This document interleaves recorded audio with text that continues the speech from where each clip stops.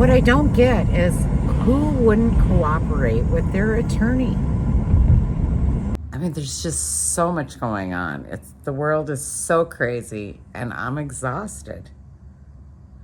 Today, Trump's having a meeting with Zelensky and NATO. Trump's got the National Guard in Washington, D.C. And I'm wondering to myself, does God want us to keep up with all of this?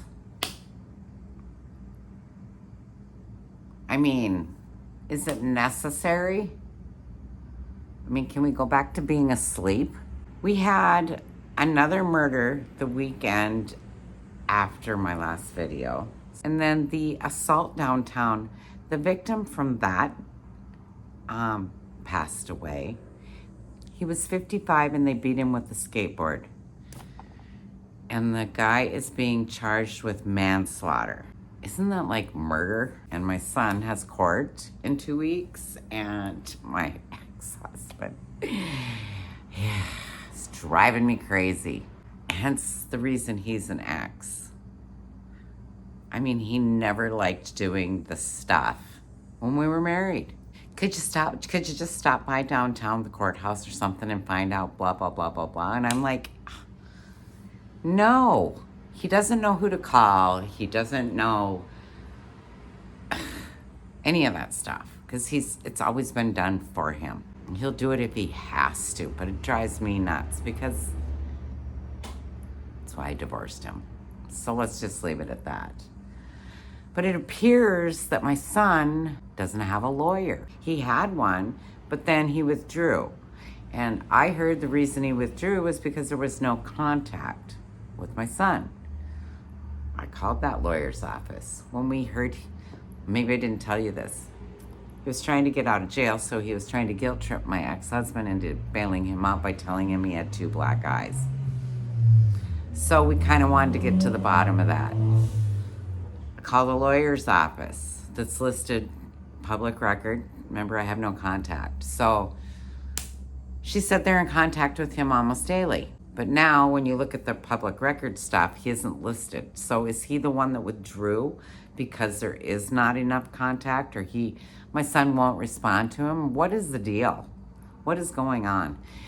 Yet at the same time, I'm the victim and I'm dealing with, this is where I'm at. It's straight, you guys. And I can go up to here. So I'm improving. I was careful for another week or two because it has that little knobby thing there. It seems like it's starting to grow together. So I'm just old and tired because there's so much going on and I can't keep up. And it's like, there's just so much. I don't even know what to talk about. I don't know if you guys feel that way. I just got done watching a video from Scott Baio. And I just laughed because he's venting about the shoplifters at Walmart, I think, or whatever, department store, stopped a lady for stealing something. And he was blown away by the store's, what do you want to call it, title of the person who stopped her at the door. Loss prevention, whatever. Loss prevention. He's like, isn't that just like theft control? I was like, okay. He says he's just crazy about what's going on around the country. And it's like, I am too. Can we just go back to sleep? Can the world just this is what got us into this mess, is being asleep. And it's like, when you see what's going on, you can't unsee it. And there's so many people that do not see it. And the thing is my son was over yesterday and he brought up Carl Jung. Well, we all know who he is, the infamous, famous psychologist, psychiatrist, whatever, the guy who made up all the stuff, the terms and stuff. I don't know exactly what his resume looks like, but people are asleep. And I totally feel like, it's like my son, he's on drugs, right? I can't stop him from doing those drugs. Just like I can't stop somebody from being a thief. And I know this, but I'm his mother. You know, I want the best for him, but I don't want to enable him. I've enabled him in the past. But I have to do a victim impact statement, and there's questions on there. Let me read the questions to you. I don't know if I have them on this phone. Let me get those. Okay, I have them. And so I'm just going to think this through with your guys' help, like talking out loud. And if you have something to add, jump in the comments and share your thoughts, okay? I can't see without these, so I know that light is glaring. Okay, it just starts out, my name, address, blah, blah, blah, blah, blah. Then it says, describe the crime that was committed against you. So I'm thinking injuries or what he did to me. And then describe the physical injuries suffered as a result. And I think I'm just going to keep all these, like, number 1, he body slammed me. Number 2, I got knocked out, some contusions on the head, broken collarbone, bruised or cracked ribs, and a bruised hip. Okay, describe any medical treatment. The treatment basically was very minimal because I don't have health insurance. Ambulance, or describe any psychological or emotional sufferings from which occurred as a result of the incident. Psychological, it was my own son that did this to me. I haven't been around him, so I don't know how how I'm gonna feel when I get around him. And that's the honest to God truth, even though I know he's my son. You know, it's like when you have a fight with your sibling and somebody gets hurt. But that never happened to me. So, but I mean, you know how rough you get sometimes? And when you think back to, well, something could have happened, would I be traumatized by her or whatever? And I'm like, I kind of feel the same way about this, but he has abused other girls, I have found out. So, I don't know. So maybe I'll just put I don't know. And then it says, describe any counseling or therapy you have received. Right. Okay. Describe what effect the incident has had on your ability to earn a living. Excuse me. Had I not had the job that I have, I would have probably not been able to do my job. So I feel fortunate about that, but that doesn't minimize what he did, right? And I don't know how to get that across, or if that's even important. Okay, I never lost any work. Describe ways the incident has affected your relationship with your family, friends, and coworkers. There again, I do not work with anybody. My friends are very understanding.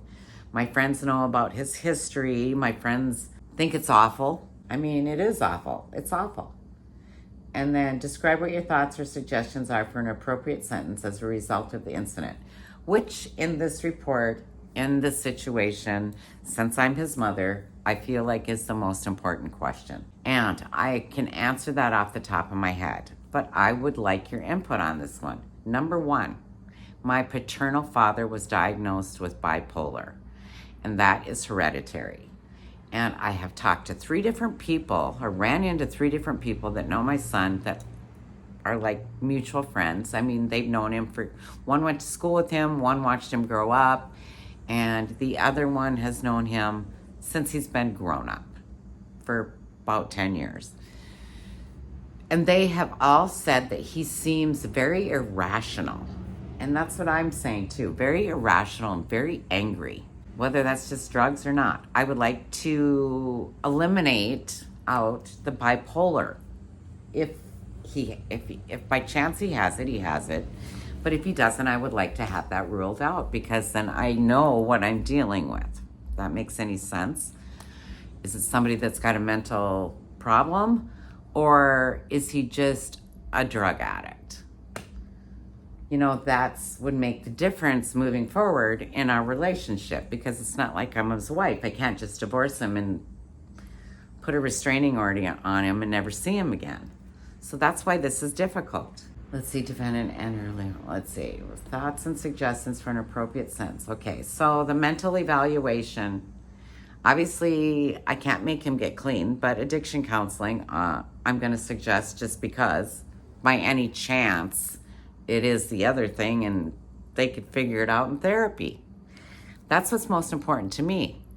But also, there's a possibility that I have to accept that he just may be a absolute criminal.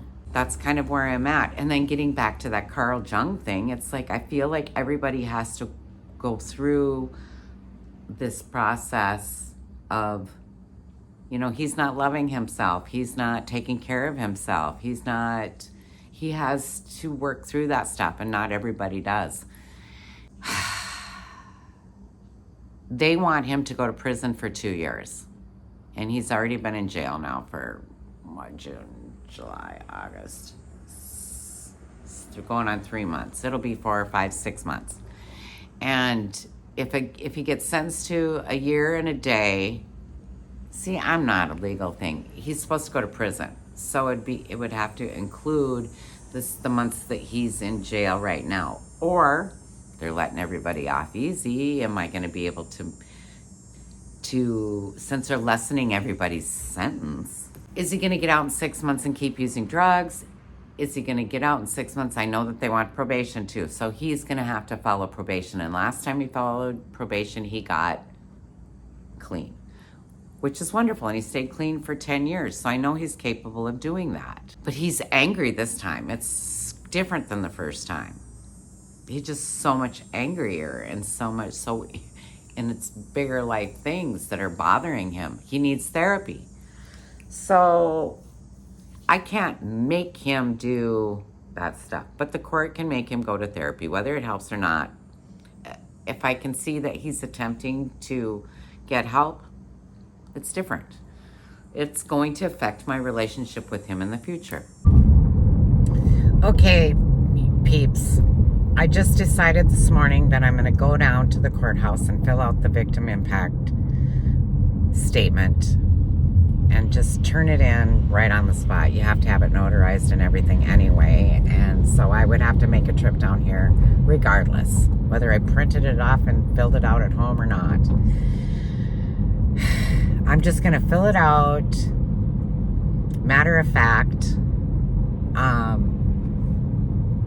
my biggest priority is that he gets the treatment and help that he, I think, needs, the mental evaluation. I didn't say yesterday how I felt about him having to go to prison, or if he has to go, which I have no idea whether he will or won't. I just feel like that's not really up to me. He will be on probation, so he will have to follow through with whatever the requirements are, or he will definitely have to go to prison if that's, even if they, push the prison time back and under the conditions that he gets this treatment and stuff, I'm okay with that, because like I said, he's been through this before and he did get clean. So I know that it's a possibility. If these things are court ordered, he will follow through because he hates jail. So here we go.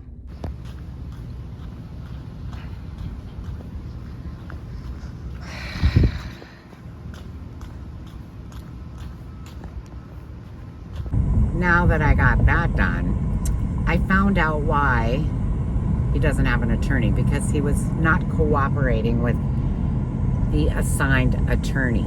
For what reason?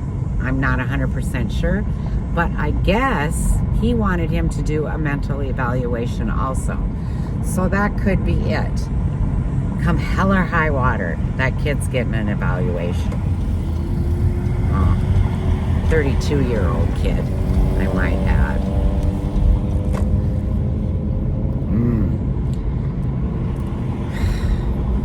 And that's all for now.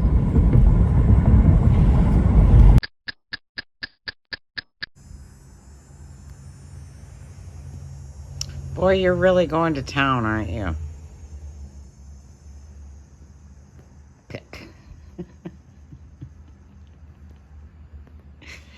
Boy. Going crazy.